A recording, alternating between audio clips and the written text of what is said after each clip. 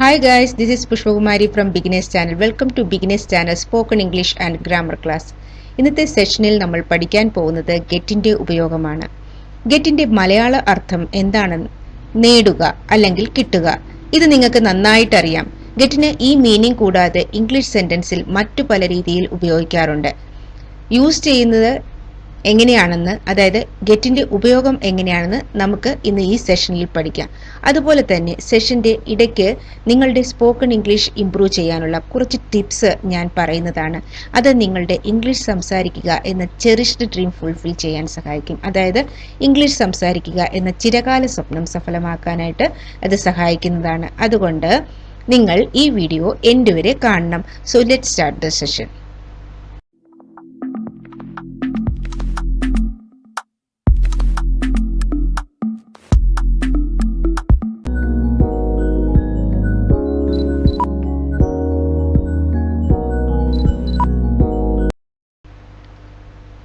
അകത്തു വരൂ.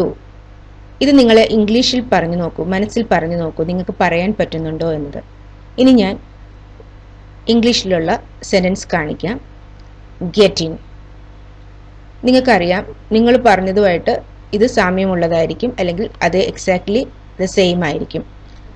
അപ്പം ഗെറ്റ് ഇൻ ഉള്ളത് നിങ്ങൾ ചിലപ്പം കമിൻ എഴുതി കാണും, അല്ലെങ്കിൽ മനസ്സിൽ കരുതി കാണും. അപ്പം അതും കറക്റ്റാണ്. കമ്മിൻ എന്നുള്ളതും കറക്റ്റാണ്. അപ്പൊ അകത്തു വരൂ എന്നുള്ളതിന് ഇംഗ്ലീഷ് ഗെറ്റ് ഇൻ. പുറത്തു പോകൂ, ഗെറ്റ് ഔട്ട്.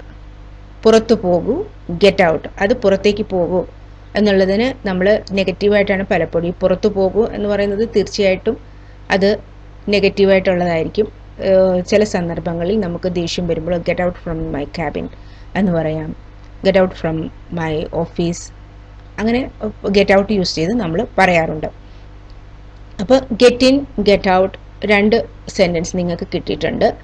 ഈ സെൻറ്റൻസ് ഇപ്പം ഇതൊരു ഫസ്റ്റ് ടിപ്പാണ്. നിങ്ങളൊരു മലയാള സെൻറ്റൻസ് അല്ലെങ്കിൽ മലയാളത്തിലെ ഒരു വേർഡ് കിട്ടുമ്പം അതിൻ്റെ ഇംഗ്ലീഷ് എന്താണെന്ന് നിങ്ങളൊന്ന് മനസ്സിൽ കാണാൻ ശ്രമിക്കുക. നിങ്ങൾ ബിഗിനേഴ്സ് ആണെങ്കിൽ, ഇംഗ്ലീഷ് സംസാരിക്കാൻ തീരെ തുടങ്ങിയിട്ടില്ല, നിങ്ങൾ ജസ്റ്റ് സ്റ്റാർട്ട് ചെയ്യുകയാണെങ്കിൽ ഇപ്പം തന്നെ നിങ്ങൾക്ക് സ്റ്റാർട്ട് ചെയ്ത് തുടങ്ങാം. അത് തന്നെയാണ് ഒരു ഫസ്റ്റ് സ്റ്റെപ്പ്.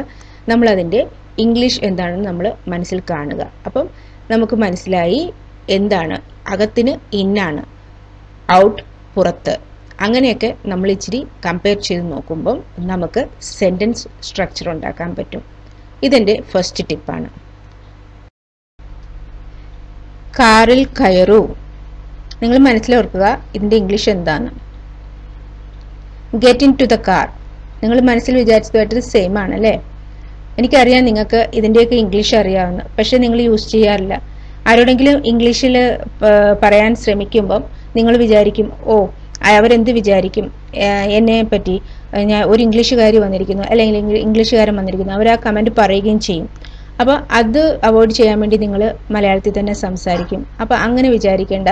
അവരങ്ങനെ വിചാരിക്കുക, എന്ത് വേണമെങ്കിലും ചെയ്തോട്ടെ, പക്ഷെ നിങ്ങളത് മൈൻഡ് ചെയ്യേണ്ട. എന്ന് വെച്ചാൽ നിങ്ങളുടെ ഒരു ചെറിഷ് ഡ്രീമാണ്, അതായത് ചിരകാല സ്വപ്നമാണ് നിങ്ങൾക്ക് ഇംഗ്ലീഷിൽ സംസാരിക്കുക എന്നുള്ളത്. അത് ഫുൾഫിൽ ചെയ്യാൻ വേണ്ടിയിട്ട് ചിലപ്പോൾ നിങ്ങൾ ഇങ്ങനത്തെ ഒരു കാര്യങ്ങളൊക്കെ അവോയ്ഡ് ചെയ്യേണ്ടി വരും. അപ്പോൾ തീർച്ചയായിട്ടും നിങ്ങൾ ഇംഗ്ലീഷിൽ തന്നെ സംസാരിക്കാൻ ട്രൈ ചെയ്യുക. നിങ്ങൾക്ക് അറിയാവുന്ന സെൻറ്റൻസ് ആണെങ്കിൽ മാക്സിമം ഇംഗ്ലീഷ് തന്നെ സംസാരിക്കുക. അപ്പോൾ കാറിൽ കയറൂ എന്നുള്ളത് get in to the car, get in to the car. Next ബസ്സിൽ കയറൂ. ബസ്സിൽ കയറൂ എന്നുള്ളതിന് എന്താണ് നമ്മൾ പറയേണ്ടത്? മനസ്സിലോർത്തോളൂ, get on the bus. So ബസ്സിൽ കയറൂ എന്നുള്ളതിന് ഗെറ്റ് ഓൺ ദ ബസ്.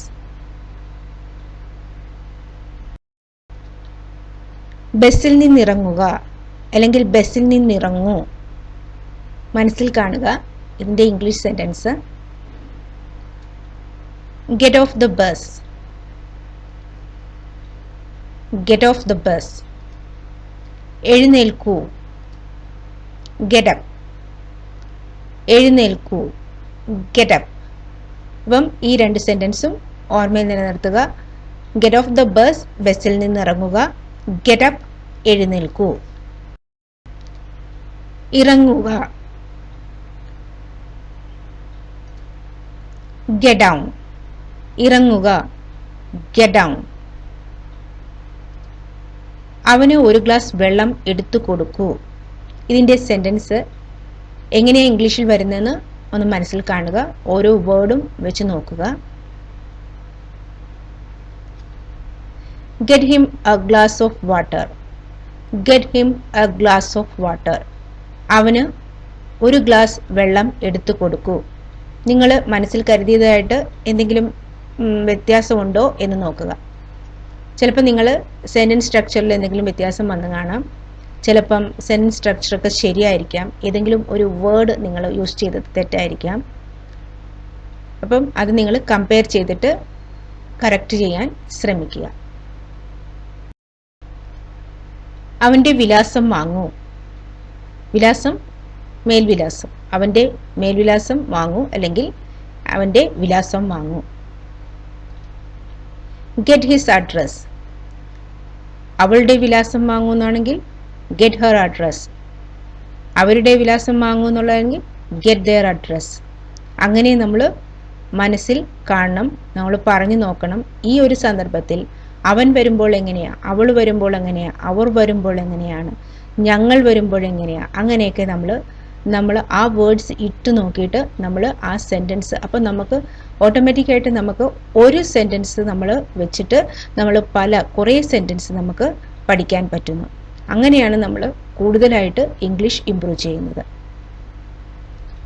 ഇതും എൻ്റെ വേറൊരു ടിപ്പാണ്. കുട്ടിക്ക് എന്തെങ്കിലും കഴിക്കാൻ എടുത്തു കൊടുക്കുക. കുട്ടിക്ക് എന്തെങ്കിലും കഴിക്കാൻ എടുത്തു കൊടുക്കുക. Get the child something to eat. Get the child something to eat. കുട്ടിക്ക് എന്തെങ്കിലും കഴിക്കാൻ എടുത്തു കൊടുക്കുക. നിങ്ങൾ മനസ്സിൽ വിചാരിച്ചതുമായിട്ട് സെയിം ആണോ എന്ന് ഒന്ന് കമ്പയർ ചെയ്ത് നോക്കുക. എന്തെങ്കിലും തെറ്റാണെങ്കിൽ അല്ലെങ്കിൽ ശരിയാണെങ്കിൽ നിങ്ങളുടെ കോൺഫിഡൻസ് വർദ്ധിക്കും. തെറ്റാണെങ്കിൽ നിങ്ങൾ സാദൃശ്യപ്പെടുത്തി എവിടെയാണ് തെറ്റ് വരുത്തിയിരിക്കുന്നത്, നിങ്ങളുടെ വേർഡ് സ്ട്രക്ചറിൽ വേർഡ് യൂസ് ചെയ്തതിലാണോ തെറ്റ് വന്നിരിക്കുന്നത്, സെൻറ്റൻസ് സ്ട്രക്ചർ യൂസ് ചെയ്തതിലാണോ തെറ്റ് വന്നിരിക്കുന്നതെന്ന് മനസ്സിലാക്കുക. എന്നിട്ട് അത് ക്ലിയർ ചെയ്യാനായിട്ട് ശ്രമിക്കുക. Get a child something to eat. കുട്ടിക്ക് എന്തെങ്കിലും കഴിക്കാൻ എടുത്തു കൊടുക്കുക. ഇതൊക്കെ നമ്മൾ സാധാരണ യൂസ് ചെയ്യാറുള്ള സെൻറ്റൻസുകളാണ് മലയാളത്തിൽ. അത് നമ്മൾ ഇംഗ്ലീഷിലോട്ടാക്കുക. നമ്മുടെ മക്കൾ വളർന്നു വരുന്ന ആ സമയത്ത് നമ്മൾ ഇംഗ്ലീഷ് സംസാരിക്കുകയാണെങ്കിൽ തീർച്ചയായിട്ടും അതിൻ്റെ ബെനിഫിറ്റ് നമ്മുടെ കുട്ടികൾക്കും ഉണ്ടാകും. അതുകൊണ്ട് ഒരു ഹെസിറ്റേഷനും കൂടാതെ ഇംഗ്ലീഷ് സംസാരിക്കാൻ സ്റ്റാർട്ട് ചെയ്യുക. വേഗം തയ്യാറാകൂ. നമ്മൾ പലപ്പോഴും യൂസ് ചെയ്യാറുണ്ട്, പക്ഷേ മോളെ വേഗം റെഡിയാകുമെന്ന് പറയും. പക്ഷേ വേഗം റെഡിയാകും എന്നുള്ളതിൻ്റെ മൊത്തത്തിലുള്ള ഇംഗ്ലീഷ് സെൻറ്റൻസ് യൂസ് ചെയ്യത്തില്ല. പലപ്പോഴും ജസ്റ്റ് റെഡിയാകൂ എന്നുള്ളതിന് റെഡി എന്നുള്ള വേർഡ് മാത്രമാണ് യൂസ് ചെയ്യുന്നത്. അത് നമുക്ക് അവോയ്ഡ് ചെയ്യാൻ ശ്രമിക്കുക. അതിൻ്റെ കംപ്ലീറ്റ് സെൻറ്റൻസ് യൂസ് ചെയ്യാനായിട്ട് ശ്രമിക്കുക. Get ready soon. ആ ഒരു പർട്ടിക്കുലർ സിറ്റുവേഷനിൽ ഗെറ്റ് റെഡി സൂൺ തന്നെ യൂസ് ചെയ്യാൻ ശ്രമിക്കുക.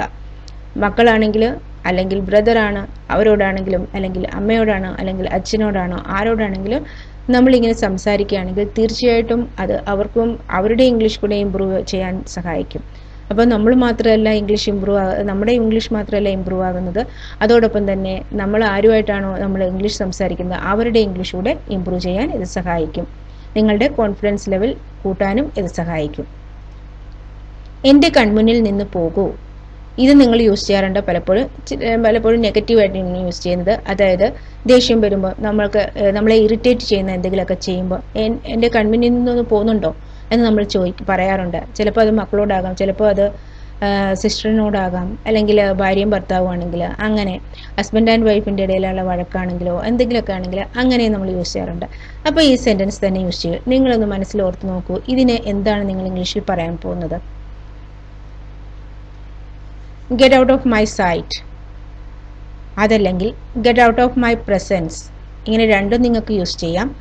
ഏതാണോ നിങ്ങൾക്ക് തോന്നുന്നത്, നന്നായിട്ട് തോന്നുന്നത് നിങ്ങൾക്ക് യൂസ് ചെയ്യാവുന്നതാണ്. രണ്ടിൻ്റെ മീനിങ് സെയിം ആണ്. അപ്പം ഇതിനകത്ത് സെൻറ്റൻസ് സ്ട്രക്ചർ എങ്ങനെയാണ് വന്നിരിക്കുന്നത്, നിങ്ങൾ മനസ്സിൽ വിചാരിച്ചതുമായിട്ടുള്ള സെയിം ആണോ എന്ന് നോക്കുക. സെയിം ആണെങ്കിൽ തീർച്ചയായിട്ടും നിങ്ങളുടെ കോൺഫിഡൻസ് വർദ്ധിക്കും. അതല്ല, നിങ്ങൾക്ക് എന്തെങ്കിലും ഒരു മിസ്റ്റേക്ക് വന്നിട്ടുണ്ടെങ്കിൽ അത് നിങ്ങൾ കറക്റ്റ് ചെയ്യാനായിട്ട് ശ്രമിക്കുക. അപ്പം നിങ്ങൾ ഇനി ആ തെറ്റ് ആവർത്തിക്കത്തില്ല.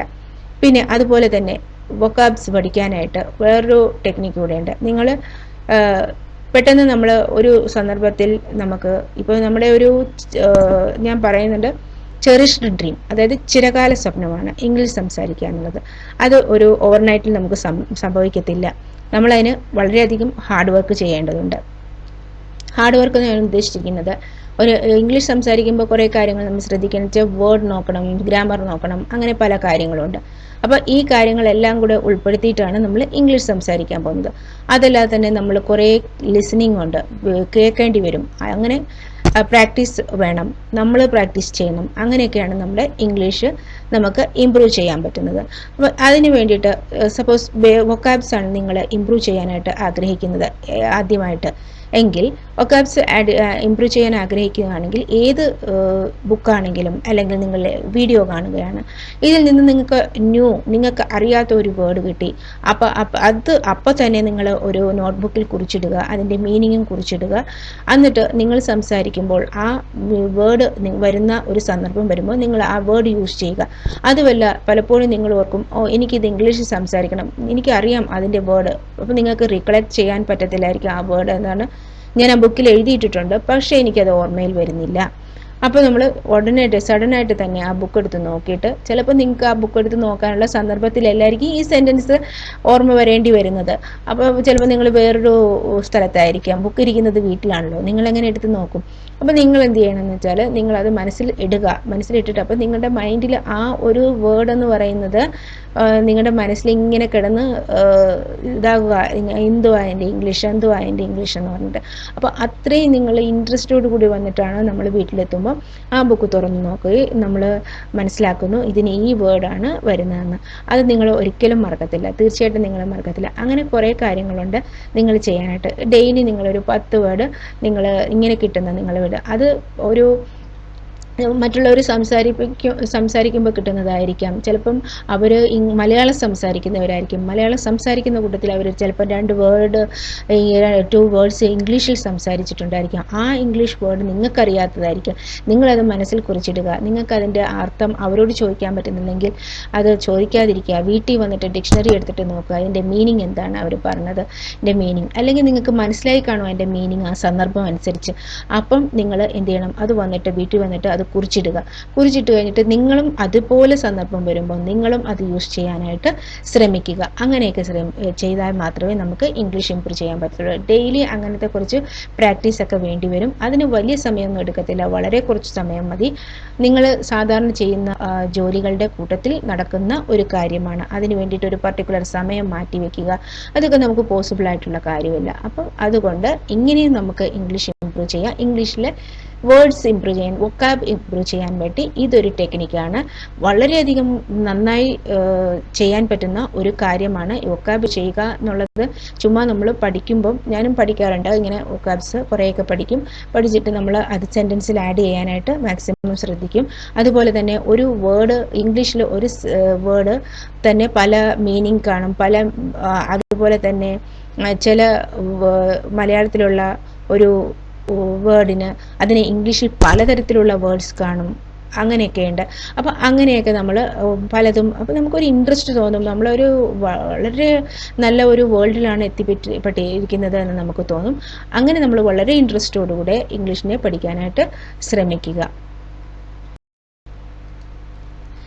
Thank you for watching this session. നിങ്ങൾക്ക് എല്ലാവർക്കും ഈ സെഷൻ കൊണ്ട് അല്പമെങ്കിലും ഉപകാരം ഉണ്ടാകുമെന്ന് എനിക്ക് പൂർണ്ണ വിശ്വാസമുണ്ട്. നിങ്ങൾക്ക് ഈ സെഷൻ ഇഷ്ടമാവുകയാണെങ്കിൽ തീർച്ചയായിട്ടും ലൈക്ക് ചെയ്യാൻ മറക്കരുത്. അതുപോലെ തന്നെ എൻ്റെ ചാനൽ ഇതുവരെ സബ്സ്ക്രൈബ് ചെയ്തിട്ടില്ലെങ്കിൽ പ്ലീസ് സബ്സ്ക്രൈബ് മൈ ചാനൽ.